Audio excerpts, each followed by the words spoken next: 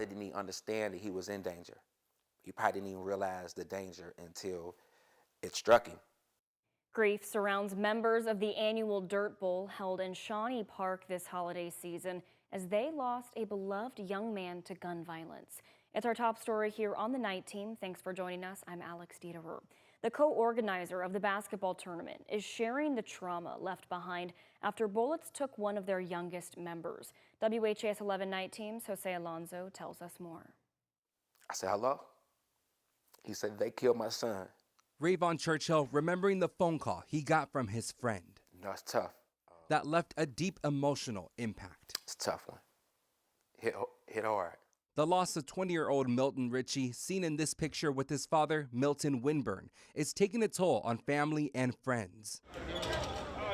Churchill is one of the organizers of the Dirt Bowl basketball tournament. He says the event is what it is today because of the help of Ritchie. He comes from a huge family, a lot of people that are related to him on both sides. And this the way that he was like everybody's nephew. He's been a staff member of the Dirt Bowl for a long time. Everyone was shocked and surprised because of the type of young man that he was. Like, for real, yes sir, no sir, please, thank you.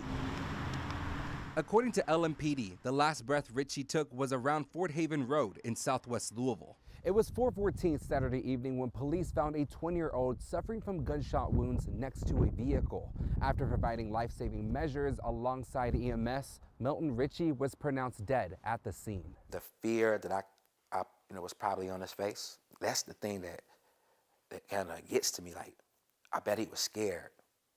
I bet he was scared. In a Tuesday LMPD press conference, Police Chief Paul Humphrey gave a brief update on this homicide. We did make an arrest of a 15-year-old girl who was charged with complicity to murder and robbery.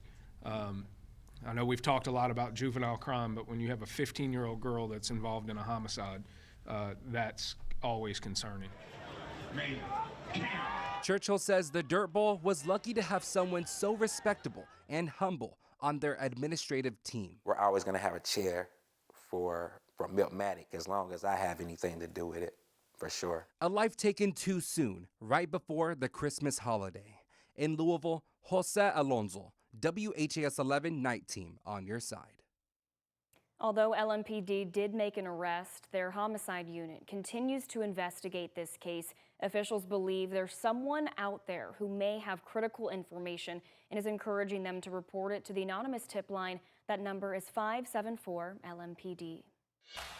New tonight, Kentucky State University president is responding after a grand jury chose not to indict the father, who's accused of shooting 2 people at the university and killing a student.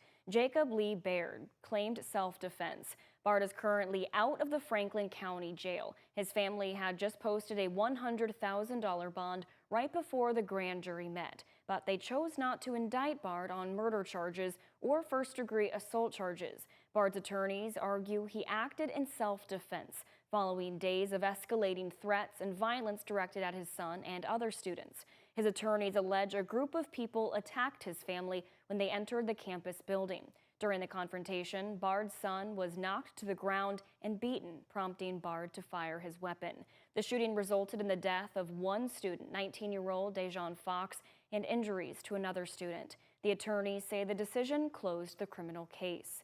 KSU President Dr. Kafia Kakpo released a statement saying, in part, quote, "This development does not lessen the pain our community continues to feel, nor does it change our priorities. Our commitment remains centered on supporting our students and ensuring Kentucky State University is a safe place to learn, live, and work." New developments tonight, a Nelson County judge has allowed State Farm Insurance to intervene in the wrongful death lawsuit against convicted murderer Brooks Houck. This year, Houck was sentenced to life in prison after facing multiple charges in Crystal Rogers' disappearance in 2015. Rogers' mom, Sherry Ballard, and her children filed a wrongful death lawsuit in 2023 where they accused Houck of intentionally and wrongfully causing Rogers' death. Ballard argued the family is entitled to recover damages from Houck. In a motion filed earlier this month, State Farm, which Houck uses for rental insurance, argued its policy does not apply to any damages the family's lawsuit could award. Nelson County Judge Charles Sims approved State Farm's motion yesterday. Tonight, a federal judge in Rhode Island has ruled in favor of a multi-state lawsuit to help restore housing support funds through the U.S. Department of Housing. In a statement today, Kentucky Governor Andy Beshear said, quote, unlawfully holding this congressionally approved funding was a dangerous step that would put thousands of Kentuckians and millions of Americans at risk of losing their home. I am thankful that today's ruling will protect housing for 700 households and 1,200 Kentuckians. And just after that ruling today, Congressman Morgan McGarvey announced he is asking the Department of Housing to investigate a senior living complex in Louisville called American Village due to what he says are unsafe living conditions. In his statement, he said, quote, I have personally witnessed the unsafe and quickly deteriorating conditions in which my constituents live. I urge HUD to investigate the allegations brought to my attention that Capital Realty Group routinely violates regulations. The U.S. Supreme Court will not allow President Donald Trump to deploy the National Guard to Chicago to protect ICE agents. Today's decision was a rare loss at the GOP-stacked High Court for the White House, as Trump has sought to send troops to multiple American cities. In a statement, Governor Andy Beshear celebrated the decision, saying, quote, today was a win for our democracy. The Supreme Court's ruling against the president protects our communities from being militarized and confirms our National Guard is meant to serve our people, not someone's political agenda. And we're shifting now to the severe weather across the U.S. Storms might not have been on your holiday wish list, but they're slamming both coasts of the country. While the snow and rain may have ceased in the Northeast, there's growing concern out west, where the worst may yet to come. ABC's Melissa Adon reports from Los Angeles County. Just in time for Christmas, as millions are on the move this holiday season, from the roads to the airports, storms on both coasts.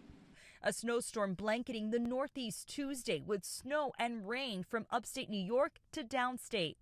Philadelphia also getting a soaking, but the real wet weather worries are out west. Northern California getting slammed with more than half a foot of rain since Sunday. In Humboldt County, Coast Guard rescuers smashing the sunroof of this vehicle, hoisting a 72-year-old woman trapped inside to safety. Here in Southern California, the National Weather Service issuing their highest alert for flooding. My message to Angelinos as we go into the Christmas holiday is to stay safe, be prepared, and stay informed. The burn scars from this year's fires are a particular cause of concern for mudslides. Rainfall rates may only approach or marginally exceed the debris flow thresholds. So while debris flows on the burn scars will be possible, in general, they should be minor to moderate. But in fire-ravaged Altadena, they're taking no chances. You see these blue tarps here on the ground trying to prevent a mudslide. This as homes here are just frames under construction that are now threatened by these hillsides that could collapse from the rain. With nearly a foot of rain forecast, officials begging everyone to heed evacuation warnings and orders. Melissa Adon, ABC News, Altadena, California. And back here at home, we're taking a look at our beautiful metro on this uncharacteristically warm December night. You can see some of those green and red lights lighting up our city just a couple of days until Christmas.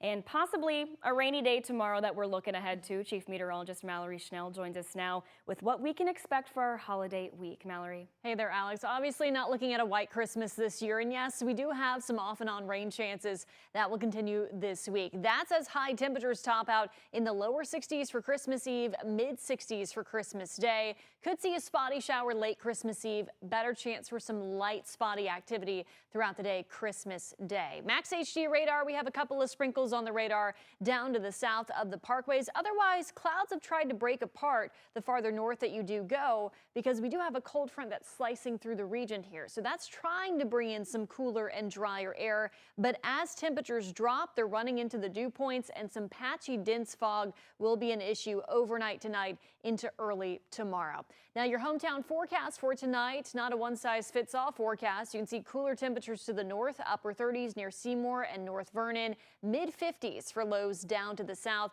looking to dip down likely into the mid to upper 40s in Louisville. But of course, we'll talk much more about our Christmas forecast and when things will start to cool back off. That's coming up in our 7-day. Alex. All right, thank you, Mallory. Tonight, Jeffersontown Police has one man in custody after seizing over 55 pounds of suspected drugs, get this, wrapped up to look like Christmas presents. 23-year-old Jacob Talamentes of Nebraska was arrested Monday after officials found over 55 pounds of alleged methamphetamine wrapped up to look like Christmas presents. Talamentes was arrested during a narcotics investigation off Bluegrass Parkway, which is not far from Southeast Christian Church. He arrived in a car where a police canine sniffed out the suspected drugs, revealing the wrapped boxes containing possible methamphetamine. Talamentes is charged with first-degree drug trafficking, with more charges possible. The shelves at Kentucky's first medical marijuana dispensary are empty. Just 1 week after opening its doors, the Post, which is located in Beaver Dam, has temporarily closed its doors after it sold out of product as of last Friday. In a social media post, the dispensary said the week has been incredible and they're beyond grateful for the amazing turnout. More than 13,000 Kentuckians received a medical marijuana card by September, and chronic pain was the #1 condition patients were approved for. Their Post plans to reopen in January once it's fully restocked. Right now, no exact date has been announced. In a traffic alert for Kentuckiana, the I-65 South to I-64 West ramp closure on the Kennedy Bridge is now extended to January. KYTC says the extension is due to weather delays and necessary additional repairs. Closures began November 18th as part of the ongoing bridge expansion joint replacement project. KYTC, along with us here, will provide updates on any future traffic impacts as information becomes available.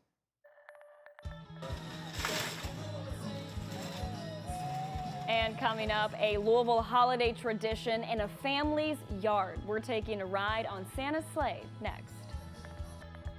And here's a check of today's Kentucky Lottery jackpots. Mega Millions, $100 million. Powerball, $1.7 billion. The Kentucky Lottery, funding education for over 1 million Kentucky students.